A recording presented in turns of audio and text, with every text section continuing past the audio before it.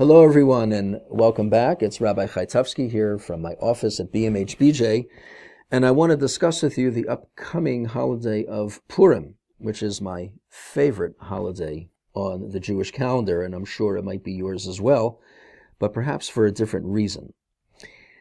This coming Shabbat at the synagogue, we read the additional Torah passage of Amalek. Zachar et asher asa lecha Amalek. Remember what Amalek did to you when you left Egypt. Amalek, as we remember, was the first nation that attacked the Jewish people after they emerged from Egypt and crossed the Red Sea. They go down in history as sort of the archetypical Jewish enemy, an enemy that has no respect for the other, an enemy that has no fear of God. And anytime a colossal enemy comes along, we have the temptation to categorize them as Amalek. So Hitler, Khmelnytsky, Stalin, all these people are characterized as an Amalekite. Well, Purim, as we all know, also deals with an Amalekite. And that Amalekite has the name Haman. He's described as Agag, an Agagite, and Agag was the original king of the Amalekites in the days of Saul, King Saul, our first king. And this is a story of the Amalekite aggressor versus the Israelite or Jewish victim. And just like in the Torah, the Israelites, the Jews, emerge victorious at the end, all through the well-placed, the well-positioned entreaties of Queen Esther. Who was Esther?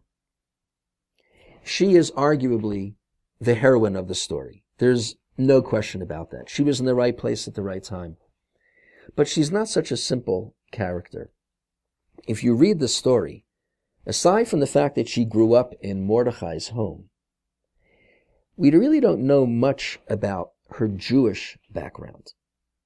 And while it's easy to assume that she was an observant or religious Jew who just happened to be in the right place at the right time and, of course, stood up for her people when push came to shove, the text and our tradition does not really indicate that. She may have been displaced in the aftermath of the exile of the Babylonians, and her connection to Judaism, whatever that meant at that time, may have been very tenuous. And she's being raised in Mordechai's home, and yet when the call comes for the beauty contest to find an ex-wife of the king, she seems to have very few compunctions about going. And when, lo and behold, she is chosen as the next queen, unbelievably, she seems to have no compunctions about accepting that. How could a religious Jew be put in that position? How could a religious Jew accept that particular fate? Well, maybe Esther was a little bit different. Maybe Esther was not as connected to her people. Maybe she was not as connected to her tradition.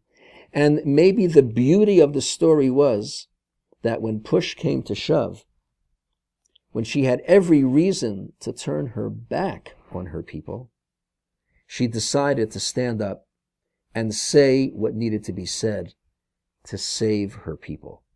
Remember, up to this point in the story, she has not even told the king anything about her identity. How she managed to hide her Jewishness, I don't know, but if her Jewishness was tenuous at best, it might have been a little easier. The whole point of the story of Purim is the hiddenness of God and the hiddenness of things that just fall into place at the right time. It's an unbelievable story. It's a fantastic story. It almost reads like a fable. It's hard to believe. And the Gemara in Masechet Megillah actually has Esther begging the rabbis of the day to include her story in Tanakh. The rabbis say, we already have a story about an Amalekite. We already have a story about saving of the Jewish people. Why should we include this one? And she convinced them that this one is different. This one is a story of Esther. This one is a story of God working behind the scenes. And of all the books in the Torah, of all the books in Tanakh, this is the only one where God's name is not mentioned. And that's the point of the story. Sometimes God works behind the scenes. Since the destruction of the temple, it is almost impossible to point to an open miracle. And open miracles were sort of the calling card of the early books of the Torah. That's how God worked. 10 plagues, splitting of the sea, the burning bush, the revelation at Sinai. All these things were open miracles. We don't have that anymore. God works behind the scenes, and things that seem to be coincidental and fortuitous are actually not. They're part of God's mysterious plan. And even if they come late, as long as they come, we need to be grateful. That's why Purim is such an amazing story for me and my favorite holiday. It has nothing to do with the revelry, and I like to revel as much as anyone else.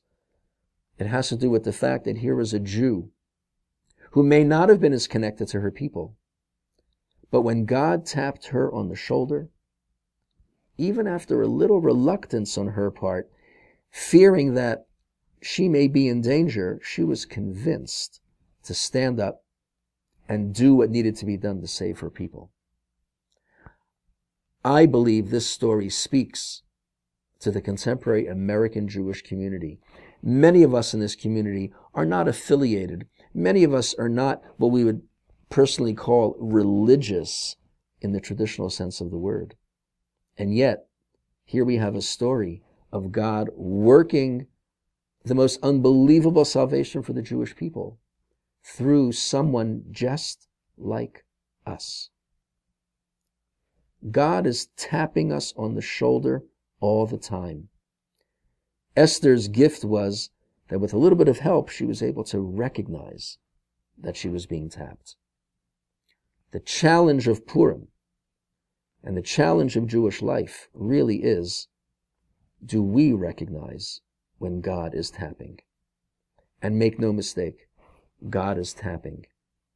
I hope we have the strength and the insight to recognize that and to answer the call when it comes. Shabbat Shalom, and have a wonderful Purim.